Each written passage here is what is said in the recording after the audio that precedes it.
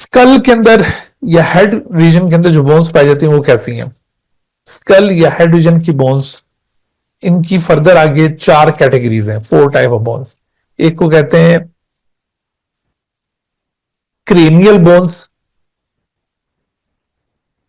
एक इसमें facial bones हैं, एक इसमें ईयर ऑसिकल्स हैं, और एक इसमें स्कल के अंदर बेस में टंग के नीचे एक बोन है, उसको कहते हैं हवाइड बोन।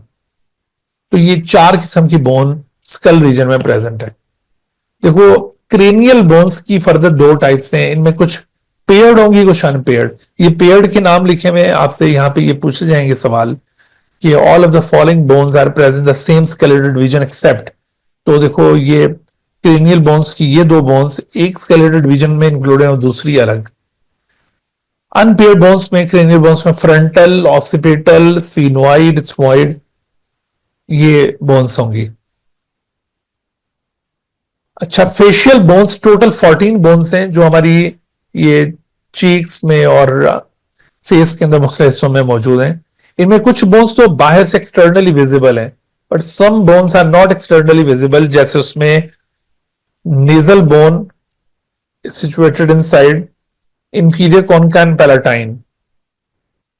तो किसी हद तक अगर नेजल बोन को भी बाहर से व्यू किया जाता है तो चले हम ये इसको मान लेते हैं ये नेजल बोन है, बट ये दोनों पैलेटाइन और इंफीरियर कॉन्का और even maxilla bones, they are not visible from outside. अच्छा, उसके बाद फिर ईयर ऑसिकल, दोनों कानों के अंदर 3-3 बोन्स मौजूद हैं, इनकस, मेलियस और स्टेपीज। यानी right incus, left incus, right malleus, left malleus, right stapes और लेफ्ट भी स्टेबीज। एक्सोस्केलेटन में जो अभी आपको मैंने स्कल बताया ना, तो स्कल के अंदर मौजूद बोन्स, उनकी ये आपको कुछ लोकेशंस पॉइंट आउट की हुई हैं इस डायग्राम के अंदर। इन लोकेशंस को भी याद रखिए।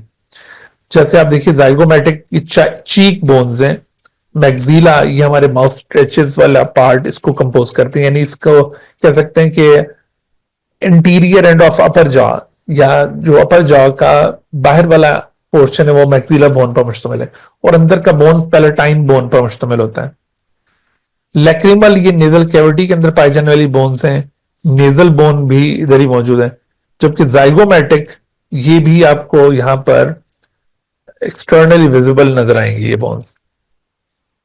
पैराइटल बोन ये काफी बड़ी बोन्स हैं स्कल के ऊपर वाले हिस्से में, टेम्पोरल बोन साइड पर, ऑसिपिटल बोन्स ये बहुत छोटी सी बोन्स हैं सामने पेशानी वाले हिस्से पर। ठीक है, तो ये सारी मिलकर टोटल 24 बोन्स बन जाती हैं।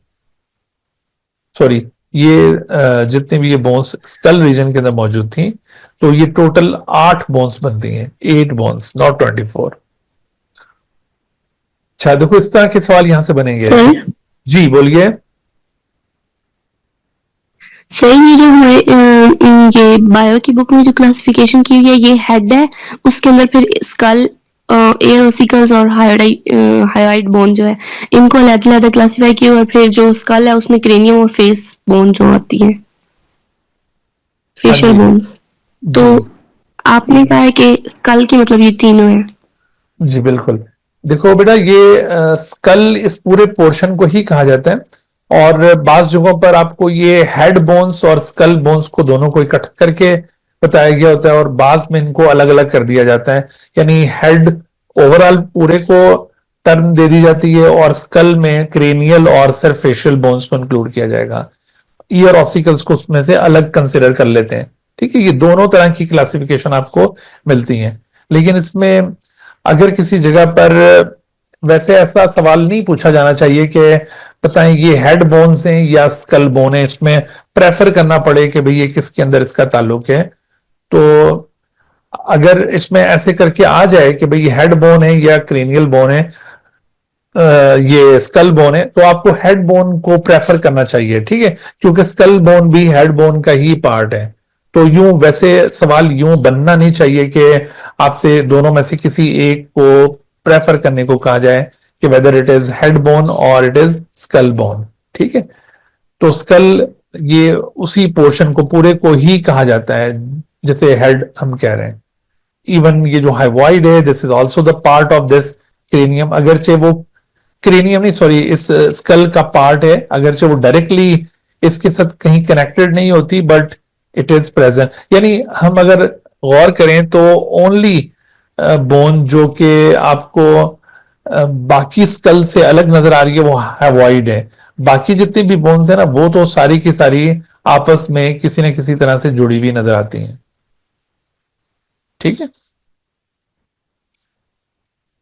अदरवाइज अगर इसमें अगर इनको पूछा जाए ना कि भाई which of the following can not be included in the skull bone, तो उसमें फिर आप स्कल बोन में इन दोनों को तो लाजमी इंक्लूड करेंगे, क्रेनियल बोन्स को और फेशियल बोन्स को। ये ऑसिकल्स और हैवॉइड, इन दोनों को किसी हद तक हम स्कल से अलग कंसिडर कर सकते हैं, एज हेड बोन इनको सपोज किया जा सकता है। ठीक है, ये जो दोनों है, तो मैंने आपको बताया ना, ये क्लासिफिकेशन दोनों तरह की मिलती है, इसमें कंफ्यूजन रहती है हमेशा। अच्छा, तो क्रेनियम कंसिस्ट ऑफ 8 बोन्स विच, तो क्रेनियम ब्रेन बॉक्स को कहते हैं ऊपर वाले हिस्से को, उसमें 8 बोन्स थी। पेयर्ड कितनी थी, अनपेयर्ड कितनी थी, इस तरह के सवाल आपसे पूछे जाएंगे। तो 2 पेयर्ड होती हैं, 4 unpaired. Which of the following small single bone which lies at the base of the skull below the tongue, तो ये वो सिंगल बोन हवाइड है, ये स्कल के बिल्कुल बेस में प्रेजेंट होगी। अच्छा, और इसी में देखो ये जो स्टेपीज यहां पे हमने डिस्कस किया था ना, this is the smallest bone, इसको इस पॉइंट ऑफ व्यू से भी याद रखिएगा। अच्छा, एक्सियल स्केलेटन में दूसरा रीजन वर्टिब्रल कॉलम का है। वर्टिब्रल कॉलम या बैकबोन या स्पाइन इसे कहते हैं। इसके अंदर टोटल 33 वर्टिब्रीज पाई जाती हैं, लेकिन ये 33 वर्टिब्रीज, इनमें से कुछ आपस में फ्यूज होकर सिंगल सिंगल बोन के तौर पर एक्ट कर रही होती हैं। इस वजह से जब नंबर ऑफ बोन्स आपसे पूछा जाए तो आपने 26 कहना है, लेकिन नंबर ऑफ वर्टिब्री पूछी जाए तो 33। These 33 vertebrae are arranged in 4 sets. पहला सेट है सर्वाइकल वर्टिब्री, टोटल 7 होती हैं, they are present in the neck region. दूसरी थोरेसिक वर्टिब्री, टोटल 12 होती हैं, they are present in the chest region. तीसरी इसमें एब्डोमिनल रीजन के अंदर पाई जाने वाली लंबर वर्टिब्रीज हैं। और फिर सैक्रल रीजन के अंदर और कॉक्सिक रीजन में पाए जाने वाली वर्टिब्री, जिनको कलेक्टिवली पेल्विक वर्टिब्री कहा जाता है। जो सैक्रल रीजन के अंदर वर्टिब्री प्रेजेंट है, यानी हिप रीजन में ऊपर वाले हिस्से में जो 5 वर्टिब्रीज मौजूद हैं, वो आपस में फ्यूज होकर एक सिंगल बोन के तौर पर एक्ट करती हैं, जिसको सैक्रम कहते हैं। और नीचे वाली 4 आपस में फ्यूज होकर एक सिंगल बोन के तौर पर एक्ट करते हैं, which is known as coccyx. तो ओवरऑल अगर देखा जाए तो 4 टाइप्स की यहां पर वर्टिब्रीज मौजूद हैं, सर्वाइकल, थोरेसिक, लंबर और पेल्विक। इनको पेल्विक वर्टिब्री कहा जाता है ना। और बाज लोग इसको 5 टाइप्स में भी कंसिडर करते हैं कि there are 5 types of vertebrae in our vertebral column, cervical, thoracic, lumbar, उसके बाद sacral vertebrae and the coccygeal vertebrae. ठीक है, तो अगर आप इसका नंबर काउंट करें तो देखो 7 और 12, 19 और 5, 24, और बाकी ये दोनों बोन्स अलग अलग कंसिडर की जाती हैं, 24 और 26 होगी। बोन्स की तादाद 26, लेकिन नंबर ऑफ वर्टिब्री 33 होंगी। वर्टिब्रल कॉलम में 4 जगहों पर आपको कर्व्स दिखाई देते हैं। पहला कर्व आपको नेक रीजन में मिलेगा, दूसरा कर्व चेस्ट रीजन के अंदर, तीसरा कर्व आपको एब्डोमिनल रीजन में, और चौथा हिप रीजन के अंदर ये कर्व दिखाई देता है। ये आपको लेटरल व्यू में ये कर्व्स या साइड व्यू में ये कर्व्स वाज़ेह तौर पर दिखाई दे रहे हैं, जबकि अगर आप इसका बैक व्यू या डॉर्सल व्यू देखें तो यहां पर ये वर्टिब्रल कॉलम बिल्कुल एक स्ट्रेट स्पाइन की तरह नजर आ रहा है।